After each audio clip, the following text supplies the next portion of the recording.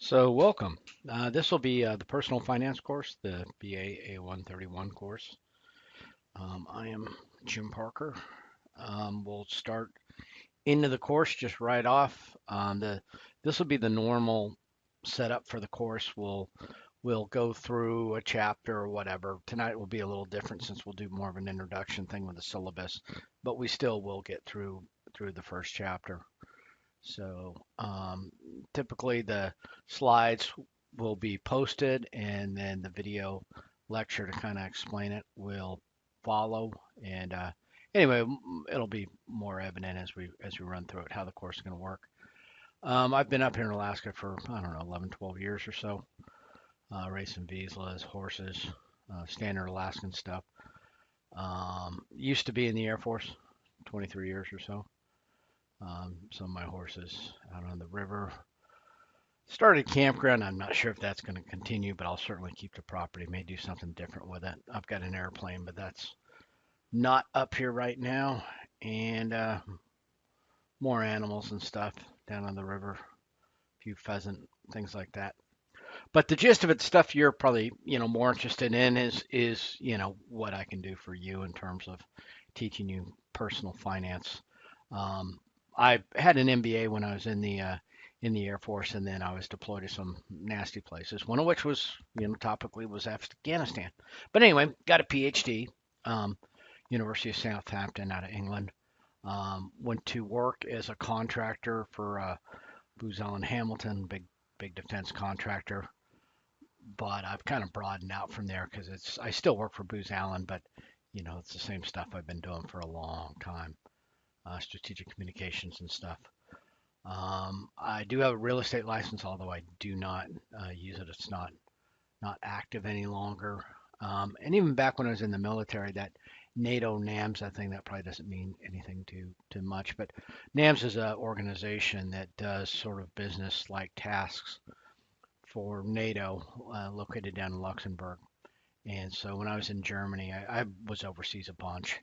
So I did, oh, I don't know, 14 years or so in Europe, all in when I wasn't, well, even when I was flying. But anyway, one of the things we were doing was getting some of these Mi-24 helicopters and um, working with a factory out of, I guess it was Ukraine and a few other places, and getting them down to people who were involved in Afghanistan. So, and that's all worthwhile. Now they're probably being flown by Taliban, but fair enough. Actually, those are getting pretty old at this point. Connect River Ranch is the property I've got. So I trying to convert it more to a ranch, but we'll talk more about that as we go through the course. But anyway, I've got my MBA and the PhD in business administration, and then just being involved in personal finance. Um, Whatever.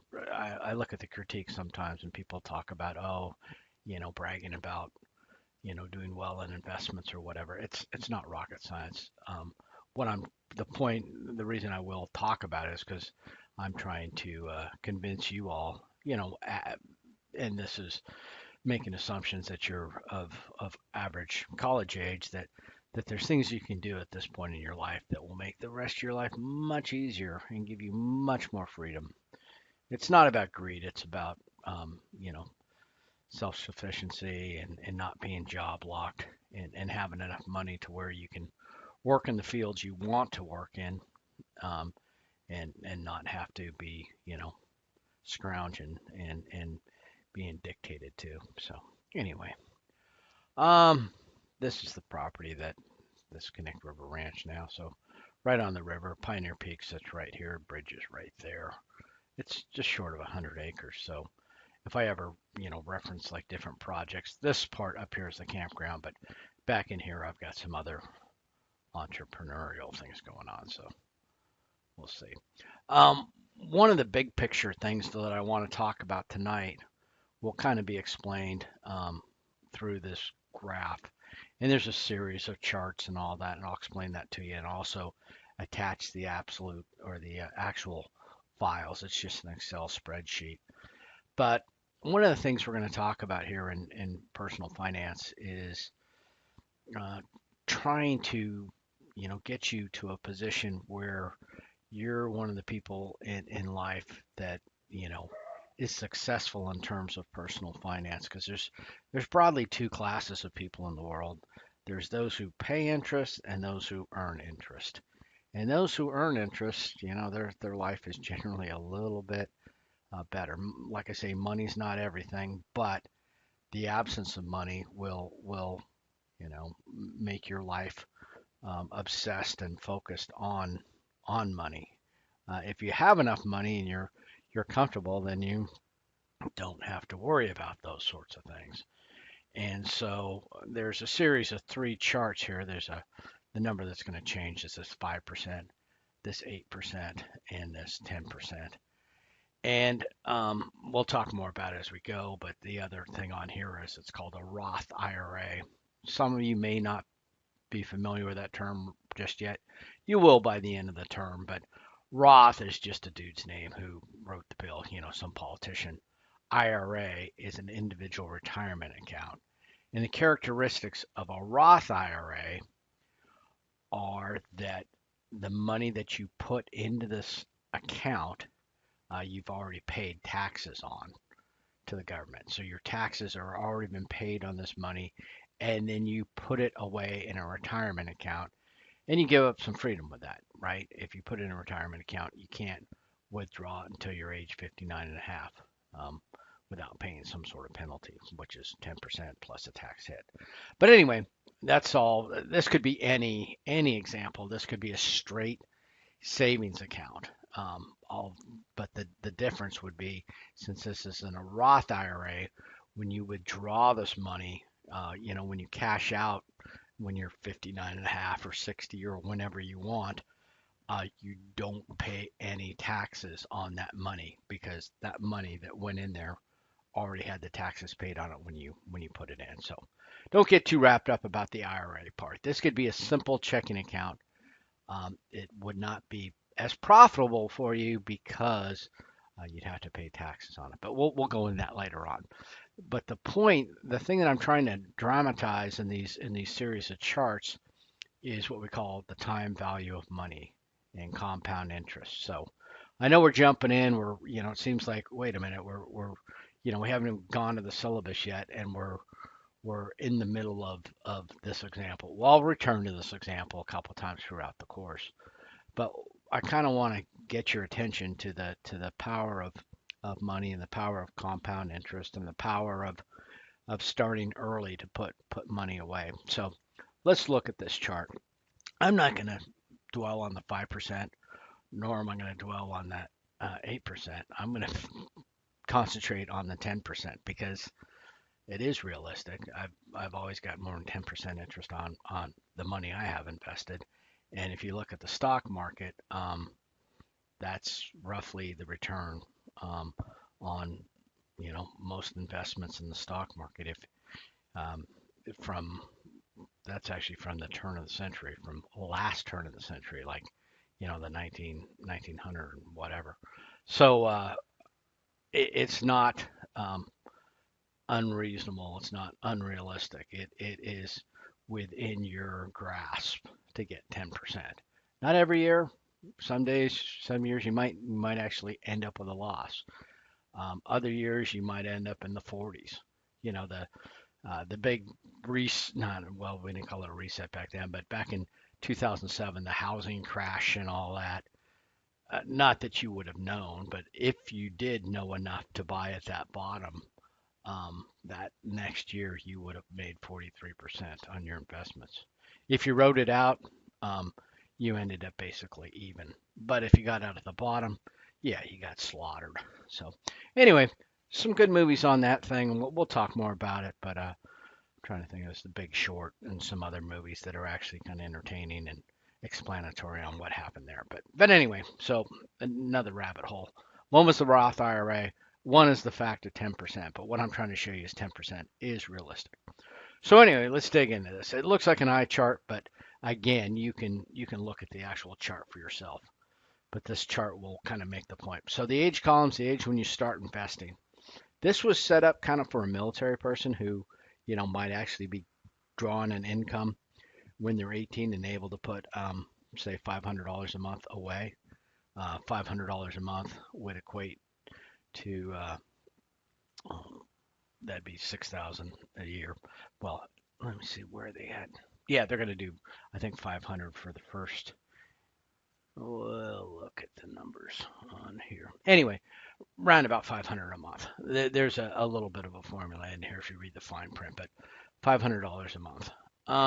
And they keep that money in until age 65. And then if you look at the chart, given the compound interest and everything else, it tells you how much that is going to be worth. And then there's ROI, return on investment, another figure, cost of delay. So what's going to happen here is the concept that I'm taking a long time in getting to is compound interest. And the fact that at a certain point, you're going to be earning interest on your interest. So if you put money in the bank and it's in there and the interest is compounding, let's say you put $100 in at 10% compound interest. At the end of the year, you would have more than $110. If it was simple interest, you would just have your $100 plus the 10%, which would be 10 bucks. And so that you would end up with $110. But that's simple interest. That's not what the world works in. That's not what finances work in. It's compound interest. So on the first day you have $100. On the second day you have $100 plus that fractional bit of interest that you got on that first day. The second day you get a little bit more. So over the course of a year it's not going to be huge, but let's say using compound interest, your interest over the course of a year ends up to be 112 or 115 bucks. And you're like, big whoop, that's only $5. Well, guess what? If you allow that money time to work, it gets pretty eye-watering. So to illustrate that point, we talked about a person putting away $500 a month, right?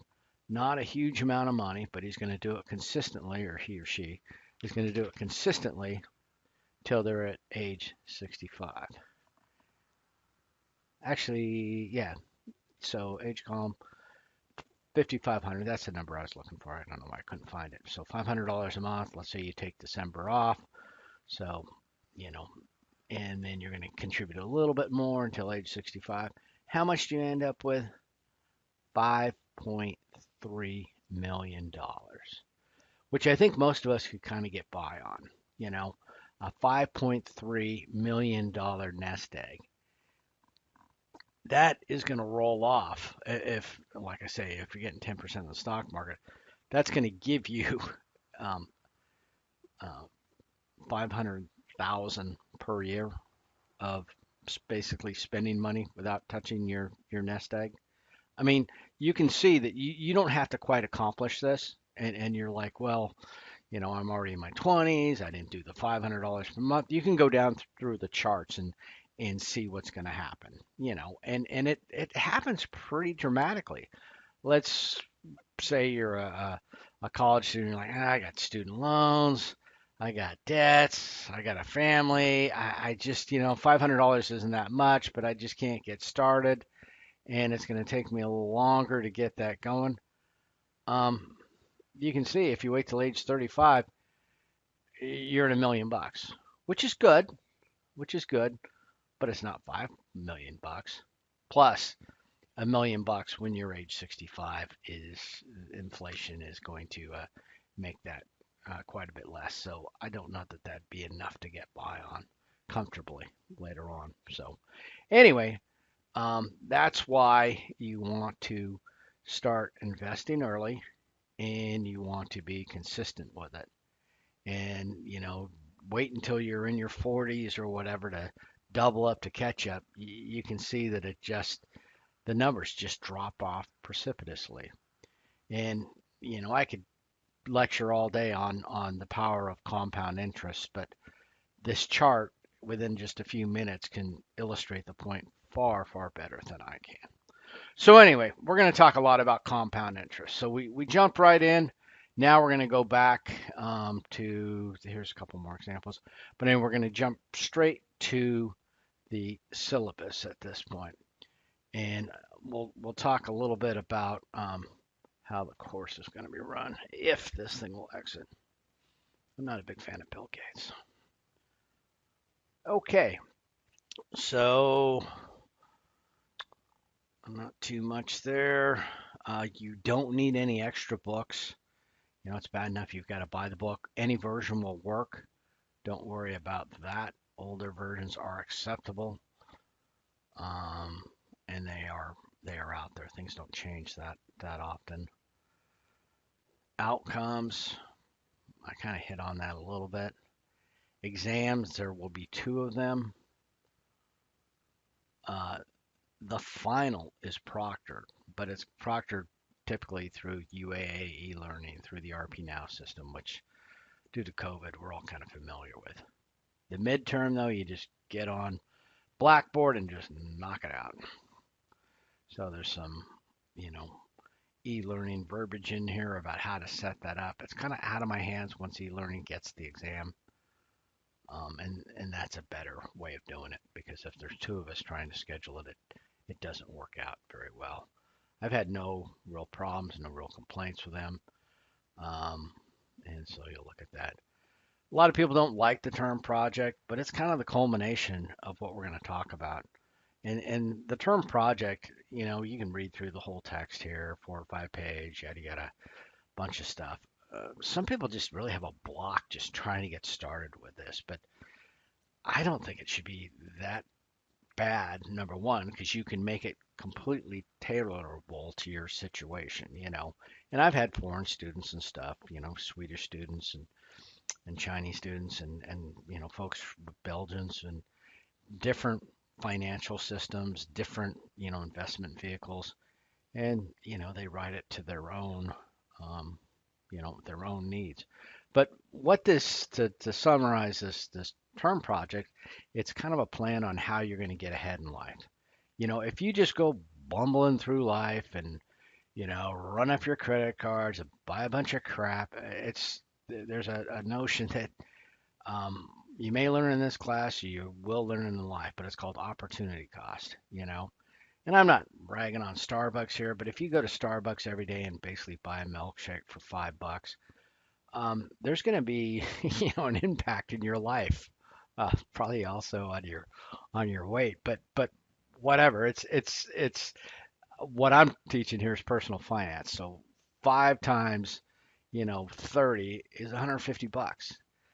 If you invested that 150 bucks, we could go back and look at the chart.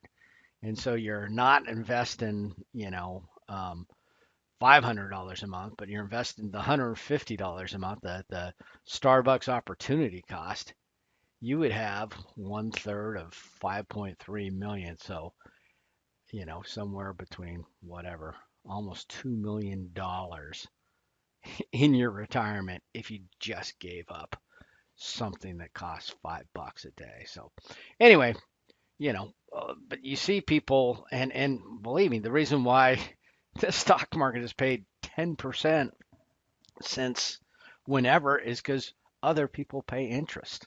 You know, the wealthy get wealthy because other people are providing their wealth to them. You know, it's like I say, there's people that earn interest and pay interest. And you know, it's good to be on the side of the one that's earning interest. You know, that all those charts that we talked about with compound interest, those work just as well in reverse. You know, if you piss away whatever amount of money, yeah, you know, wasted $5.3 million. You know, you can be in debt for $5.3 million if you know, structure your life in such a way. So anyway, well, I'm just telling you, it's not about greed. It's not about, and especially now, you know, things are so political. People get wrapped up between left and right. It's not a left or right issue. It's a, you know, elite versus the working class kind of thing. And if you um, There's some people out there, some elites who would love for you to be just a good schlub and pay their rent and pay their interest and make them wealthy. And what I'm trying to tell you is that you don't need to, you know, live like an elite, but you need to invest like an elite. You need to mimic what got them their wealth in small ways, and you'll do just fine. If your portfolio looks kind of like theirs, just in a smaller proportion, um, you can imagine that you're going to get friendly tax treatment. You're going to get all sorts of investment credits because they're the ones who write the laws and set themselves up for a winning strategy. So again, I'm not, you know, scrambling up to their house with a pitchfork, but then again, I'm not going to get involved in petty politics that are meant to divide people and not really realize where the divide is. But anyway, enough of that. Okay, grading and midterms, final exam, homework. So the midterm is 30%, the final exam is 30%, and homework's 15. The homework is just done in two blocks primarily. And so you don't hand in weekly homework. And it's not your homework is generally, not it can't really be handed in late because there's not a due date on it. It needs to be in by the end of the term or prior to the respective exam. So the homework that's due prior to the midterm, you hand that in before you take the midterm, and the final homework batch, you hand that in before you take the final exam. And when I say hand it in, I mean turn it in on Blackboard. It's all electronic, obviously. Lecture, video comments, because there is no interactive bit here. We're not in a classroom. Um, there's a 10% where other videos, from primarily office sources on YouTube or whatever that kind of make some financial point. I'll post those and you make a comment on them, whether you think the topic was worthwhile or not.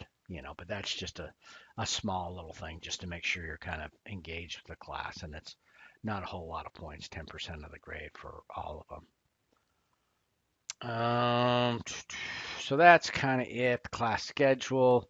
People sometimes too get wrapped up on, like, say, when is the midterm. So I've got the first day of the week. So it just means you need to take the midterm during that week.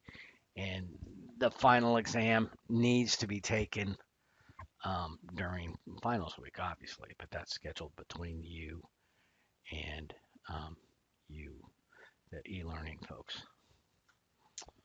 All right. Some of the things we'll talk about. So introduction, we'll talk a little about a financial plan. Taxes, saving money on taxes is just as good as making money. And again, we've already kind of introduced that in with that Roth IRA, which kind of seems maybe a bit over the top for the first day, but making a ton of money doesn't help you if you can't hold on to it. And there are different ways, not to evade taxes, but to avoid taxes. You're supposed to avoid taxes. That's the reason why things are set up the way they are. And then different insurance things, some investing fundamentals, stocks, bonds. Bonds are not such a hot investment right now, but we probably will talk about crypto and things like that as well. Some precious metals and stuff, but we'll see that as we go. All right, so that's the syllabus. It's posted out there on the website. Let's get back to the course. Okay, so we're going to talk about a financial plan. So, just some broad definitions here. Spending, financing, optimizing your financial situation. So, personal plan. If you don't have a plan, that is, I know most of you are going, well, I don't have that much going on right now. I'm just going from paycheck to paycheck. I'm really invested in myself since I'm in college, so I'm not doing anything else. Fair enough.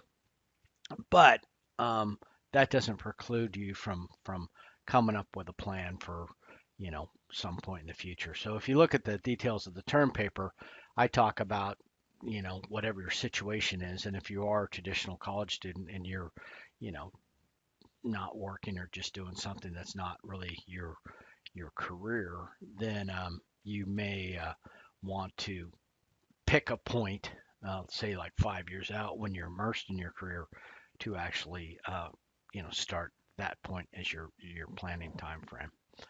I hit on opportunity cost already, and again, opportunity cost is a broad term. It's not just a personal finance thing. It's everything in life. If you're doing one thing, you're not doing something else, and so it's very relevant though in personal finance. So yeah, you have to be very careful, especially in financial advisors. A lot of these folks, there's a notion of fiduciary advice. Somebody who only has your interest um, in account. And sometimes you find out with some of the insurance products and some of the other things, especially salesman type folks. They think they'll tell you they're saving you money. Oh, this is great, but they may not be the person to rely on. And yeah, you may get to the point where you want to do this stuff as your own career in itself, which is not a bad thing, because there's definitely a need for that of people who understand personal finance and do it, can provide objective advice. So anyway, components of financial plan: budgeting, tax planning, liquidity. Liquidity means having access to money. You hear about companies that have a great product, but for some reason they just end up going out of business. It usually has to do with liquidity. Liquidity is access to cash. When the taxes are due, when the payroll's due, if you can't pay them, the company's insolvent and the company crumbles, regardless of the product it has. Well, it's the same in your life. If you've got $1 million home, but you can't put food on the table, or you can't keep up with maintenance because you've got no money for that, well, you got some liquidity issues. You may have a stack of your net worth, the actual assets you have may be quite high, but if you don't have liquid cash, you may have a problem. Financing purchases: I don't like the way they just large purchases. Financing and mortgages and things like that. Financing is incredible for things like land sales and stuff like that. Mortgages, investments that are appreciating, and you're leveraging money. You're using somebody else's money. You're renting their money at a price that is less than what your investments are paying. That's smart. But credit cards, no. Credit cards are great to have to cover, to get you, give you quick access to things and use. But if you are carrying a balance, the interest rates are excessive, and that's going to ruin your financial situation. Protecting your assets, your income, that's insurance. Investing, and then planning your retirement and estate. So, a lot of times you're investing in your retirement and your estate, and then you borrow against it. And I do that all the time. I'm not, pulling out retirement money. I'm not quite there yet, but I take loans against my retirement all the time. And there's IRS is not involved. It's just you pay a small interest rate, and that interest is paid to you. So if you have an individual retirement account or a 401k or something like that, I do that quite a bit, and I use it for business purposes or whatever. It's nobody's business but mine. So anyway, plan for budgeting and tax planning. Yep, yep. So we talked about assets are what you own. Now, if you've got $1 million house, that may be an asset or may be a liability. Do you own the thing outright? In which case, it's an asset. Um, Liability if you still have a huge mortgage on it. Now, again, not all debt is bad. If it's a home that's appreciating and you're enjoying it, that might be a good thing. But for most of us, that are buying a house or doing whatever, you have some combination of asset and liability within that home. Um, there may be amount outstanding and the original purchase price, and they'll usually separate those two, and you'll figure out what your equity is. But that's a different thing. But these are things you own, these are things you owe, and net worth is the difference. So yeah, some people big spenders, big savers. But again, some folks, especially if you are into this stuff, you'll hear about these people wanting to be 100% debt free, and I'm not for that. I mean, some debt is in the real estate market right now. If you're on the sidelines, um, yeah, that's not, when interest is this cheap. But if you're talking credit card debt, that's a whole different thing. So liquidity, short term, and money management, just another term for how you're going to work things out. Credit management we'll discuss. So big picture with credit and banks, banks especially, you'll find that banks, they don't want to loan you money when you really need it, and they do want to loan you money when you don't need it at all. You know, when your credit score is great, and I would not try and run down your credit score, but it's, it's useful, but if you take all the money that's available to you is for consumer loans, that's just not smart. So money management, credit management, access to money, and covering your expenses. So that's the function of liquidity. In terms of testing and stuff, you'll see. It's not going to be a lot of list type things. It's going to be broader concepts.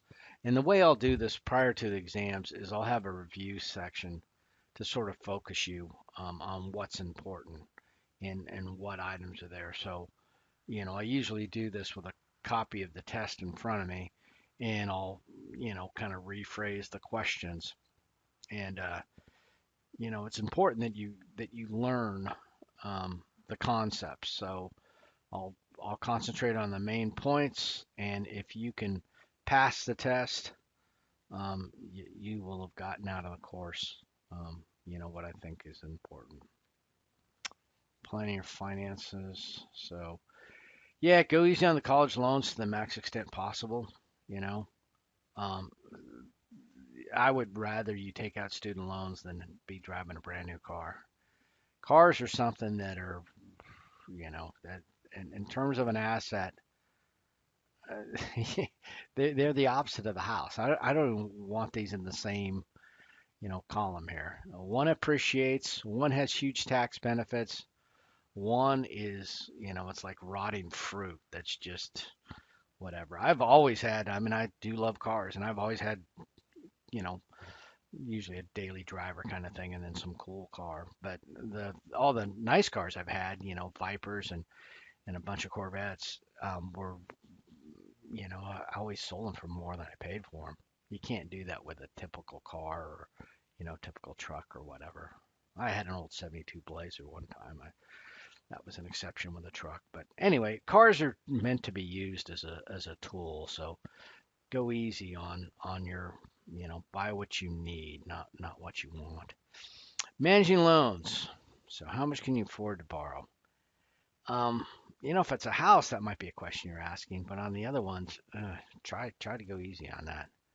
Determining the maturity of the loan, and then selecting the loan with competitive interest rates. So we'll talk more about things like that. But people always get they're always, their eyes water when they look at how much you actually pay over the course of a 30-year home mortgage. But then they completely forget about the time value of money.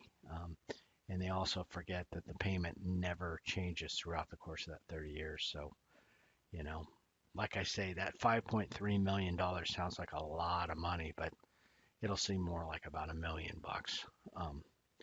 when you get to be that age. So that's probably not an unrealistic goal to think that you want that much money available when you retire.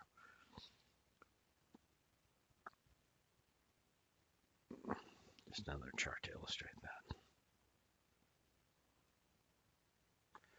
Now with access to the internet and everything being so competitive, you have um, financing, insurance, all that stuff's gotten so much easier. Although be careful of, protecting your personal data, and some of these folks are not necessarily looking out for you, but in terms of like interest rates and comparing things, it's quite a bit easier than it used to be. Insurance planning.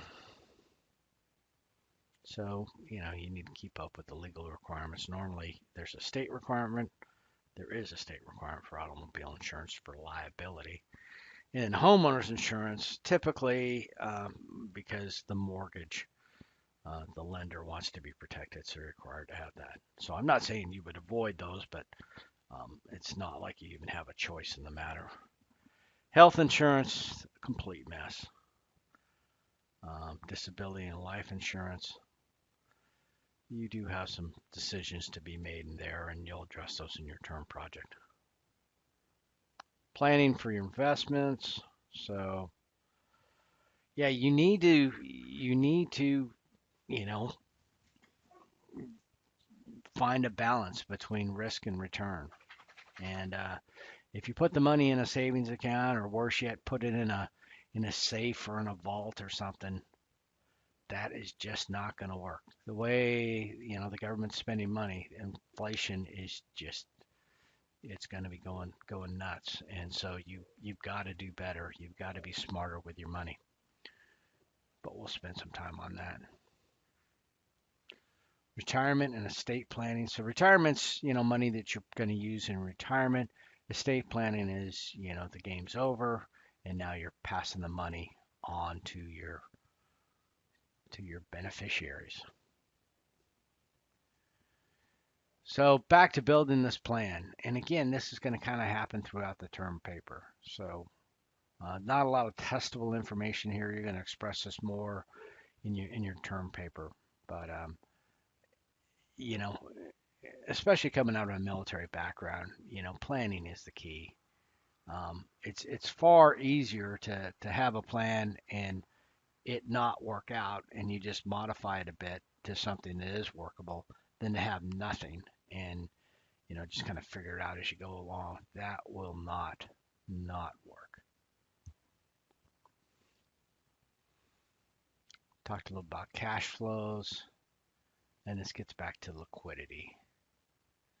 So, kind of a bucket method for most of us. You put some money in the checking account and you take a little bit out, and you try and keep that level balanced. And then you've got your investments off someplace else. And you want to get to a point at, not too long into life where your income is more income for you is being generated from your investments than from you punching a clock or earning a salary.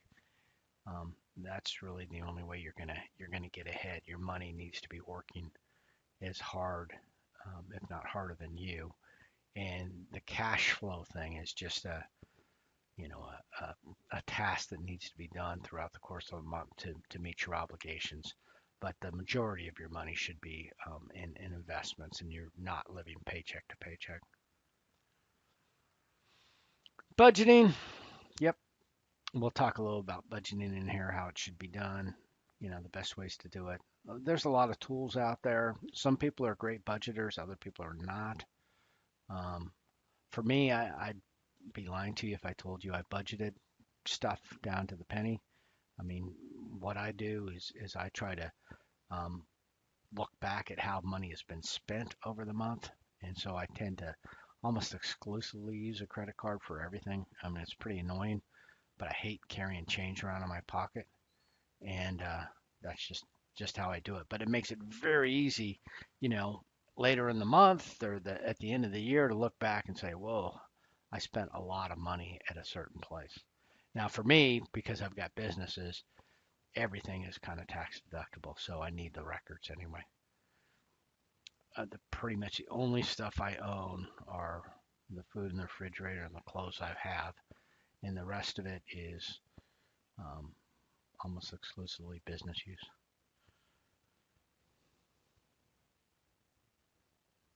Some more graphs.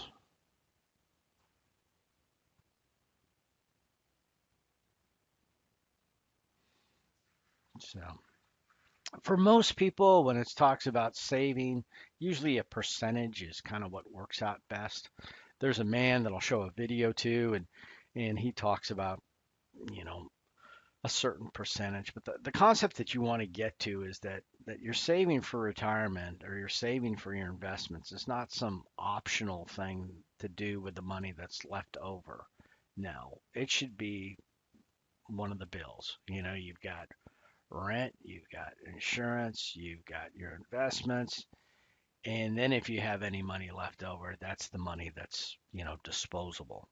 Your investment income is not disposable, or your investment money is not disposable. So, the notion is paying yourself first, that you even pay yourself first before you pay the rent, before you pay the other things.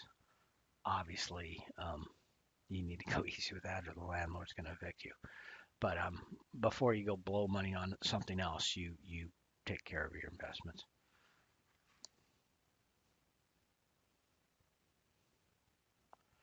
Leasing a car, probably not. Borrow money to purchase a car, I might have to. Borrow money to purchase a home, most definitely. How much cash will you need to borrow? Depends on the purchase. And then for me, with the interest rates being as low as they are, I always do a 30-year. Anyway, these are all decisions that will come up. They're just kind of, this isn't a checklist. This is just kind of for illustration purposes. Protecting your wealth. So, when people try to sell you like life insurance, for example, that is something that is completely misunderstood by most folks. If you are somebody who is young and has nobody dependent upon you, then you don't need life insurance. You absolutely don't.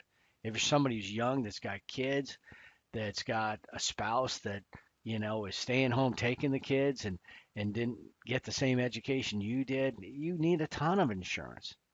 But if, let's say, you're now in your 50s, your house is paid off, your kids are grown, they either turned out or they didn't, you don't need insurance anymore. And insurance for you at that point is going to be expensive.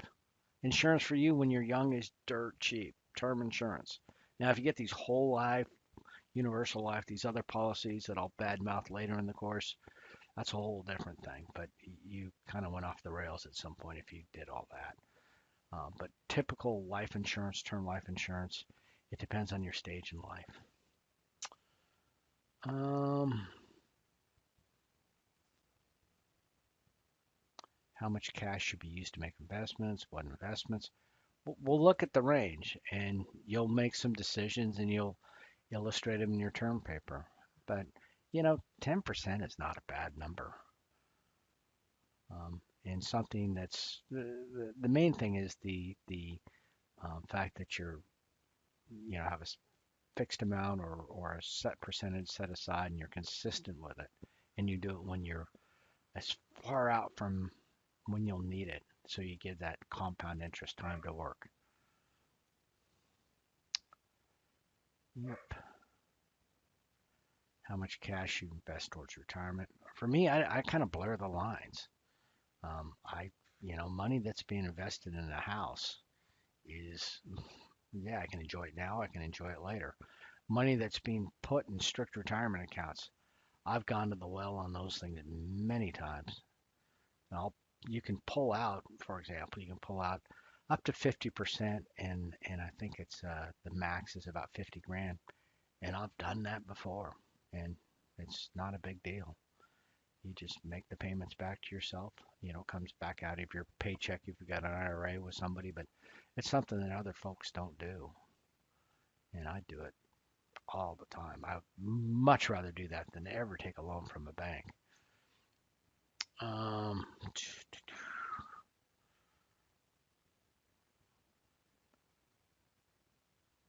if it seems like I kind of blow it through it, some of this is just kind of an overview to jog certain points. Most of the other lessons will be a little bit more focused on a particular topic. Tonight's is just kind of an overview. So let's say you're in a bind, attempt to work more hours. That's not going to last. You're going to burn yourself out or do whatever. Withdraw cash from savings. Again, that's a short run solution because pretty soon there won't be any more money. Obtain a loan. You already need money. Where are you going to get the money to pay the loan? Cash in an insurance policy. That may have been where you went off the rails because you bought an insurance policy. I get a term life policy for, when I was your age, assuming you're a college student. I mean, we're talking 20 to 50 bucks a month. Not a big deal. But there's no cash value to a term life insurance, so there's no cashing in. Sell some of your investments. That's kind of short-sighted. Withdraw funds your retirement account. How about we get back to living within our means? So usually, let's see what happens here. Um, yeah, you need to be able to, you know, outside of extraordinary circumstances, and those may be happening right now with the whole COVID thing, but hopefully that's coming to an end, and hopefully, you know, most of you will be able to be on a positive income flow here. And if you still running out of money and you're working normal amount of hours, you need to figure out what went wrong and get your expenses down if possible. There's always going to be things, and especially medical issues and other stuff, but that's where an emergency fund comes up, and we'll talk about that. But you need to have some things set aside. But if you're burning through money on a day-to-day basis, that's not good. Uses of cash. Yep. So a lot of this comes out of the book, and so I try to use the book as a to provide some structure to the course, but some of the things they'll have in here, I'm not in complete alignment with. Then we'll talk about them. Maybe I'm misunderstanding the author, but for the most part, it's just different priorities. So sort of a summation slide.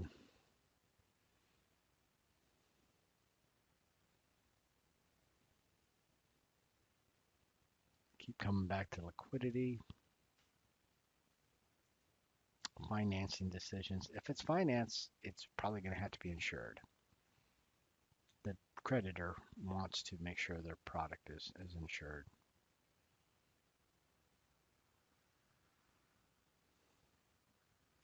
So it's all interrelated, is what they're trying to say here.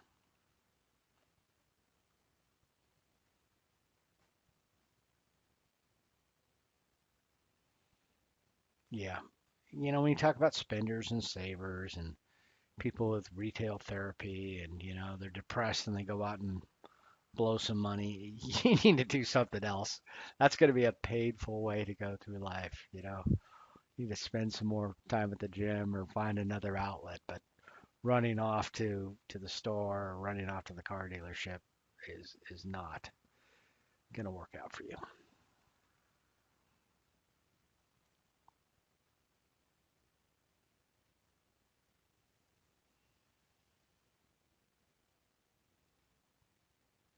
Yeah. So if I can understand there's a certain point in life where you can't have roommates anymore. But the large monthly car payments, there's enough options out there. I mean, I've got whatever. I've still got a house in Germany. I've got a house here. I've got a house in Eagle River, and I drive a beater. And because I live in the valley, and it's just I absolutely have no guilt getting up in the morning and on the coldest of mornings, I'm like, yeah, this is gonna suck for you, little car, but I'm not warming you up. I'm just jumping in and going. And I'm not gonna be out there cleaning it on a nasty day. So I would not want to have a really nice car. But anyway, and I haven't had a car payment since, oh, I don't know, 2003 maybe. Anyway, credit card bills. Yeah, you should. You know, yeah, you need a credit card. That's a fact of life. But what you really need is that available balance.